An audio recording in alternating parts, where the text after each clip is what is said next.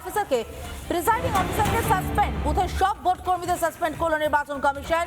Vote চলাকালীন booth থেকে বেরিয়ে যান প্রিসাইডিং অফিসার। অভিযোগ বুথ ছেড়ে চলে যান ভোট কর্মীরা।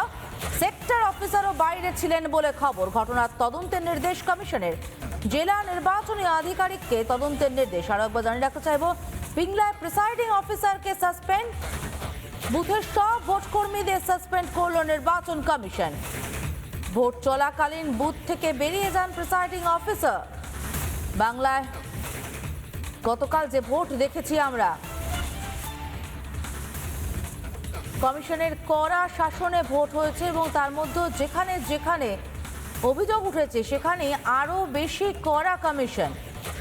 পিংলায় প্রিসাইডিং অফিসারদের সাসপেন্ড, বুথের সব ভোট কর্মীদের সাসপেন্ড করল নির্বাচন কমিশন। ভোট চলাকালীন বুথ থেকে বেরিয়ে যান প্রিসাইডিং অফিসার। অভিযোগ উঠেছে বুথ থেকে চলে যান সব ভোট কর্মীরাও, অর্থাৎ সেই সময় তাহলে ভোট কেন্দ্র কার দায়িত্বে ছিল? এজেন্টদের। সেক্টর অফিসারও বাইরে ছিলেন বলে খবর। ঘটনার তদন্তের নির্দেশ কমিশনের। জেলা নির্বাচনী আধিকারিককে তদন্তের নির্দেশ। আমাদের সঙ্গে অনুপম রয়েছে, সরাসরি চলে যাবো অনুপমের কাছে। অনুপম, ঠিক কি কি অভিযোগ উঠেছিল এক্ষেত্রে?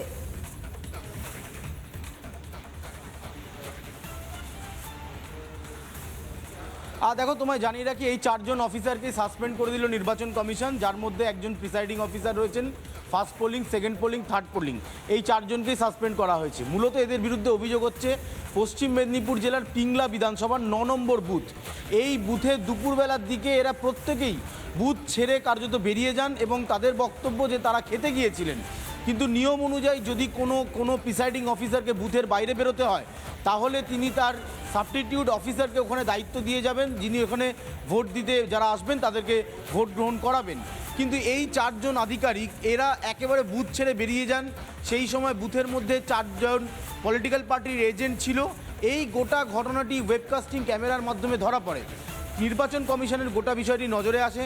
কমিশন সঙ্গে সঙ্গে সেখানে যারা অ্যাডিকুয়েট ফোর্স ছিল তাদের সাথে কথা বলে এবং যারা রিজার্ভে দাঁড়িয়েছিলেন বা রিজার্ভ রাখা হয়েছিল presiding officer, first polling officer, তাদেরকে সেখানে পাঠায় এবং এই গোটা ঘটনার রিপোর্ট চাওয়া হয়। রিপোর্টে দেখা যায় যে এদের কাজে গাফিলতি ছিল। এরা প্রত্যেকে ওই বুথের দায়িত্বে ছিলেন, প্রিসাইডিং অফিসার সহ অন্যান্যরা ছিলেন না। এমনকি যিনি সেক্টর অফিসার তিনিও সেখানে ছিলেন না। ফলে সব দিক খতিয়ে দেখার পর কমিশন সিদ্ধান্ত নিয়েছে যে এই 4 জনকে সাসপেন্ড করে দেওয়া হবে। ইতিমধ্যেই তাদেরকে সাসপেন্ড করা হয়েছে।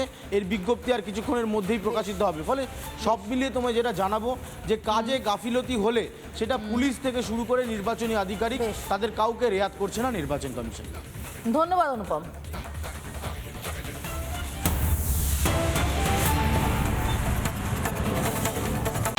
নানা ধরনের কন্টেন্ট দেখার জন্য লাইক করুন, শেয়ার করুন আমাদের ফেসবুক পেজ, সাবস্ক্রাইব করুন আমাদের ইউটিউব চ্যানেল। পাশাপাশি অন্যান্য ব্রেকিং নিউজের জন্য অবশ্যই চোখ রাখুন রিপাবলিক বাংলায়।